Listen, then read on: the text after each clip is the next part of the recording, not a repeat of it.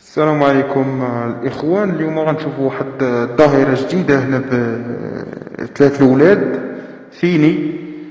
الآن كنشوف هاد الناس عندهم هرية كياخدوا الدقيق المدعم من عند من الدولة بالأطناق، يعني في الدراوش كياخدوا هاد صحاب الهرية هنا. وشوفوا شنو كيديروا، خنشة ديال 50 كيلو كيقلبوها في خنشة ديال 25 كيلو، ويعني كيديروا ماركة أخرى.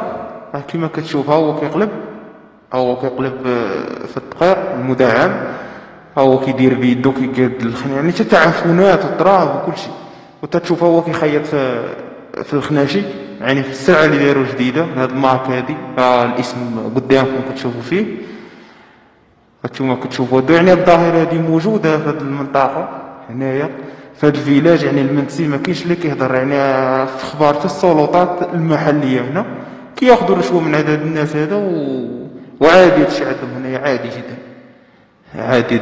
هادشي هذا اللي كتشوفوا فيه هو كيفك في الخنشه وكيقلبوا في الماركه وكيبيعوا للدراوش بالثمن اللي بغاوهم. ما كاين لا مراقبه لا حتى شي حاجه في هاد.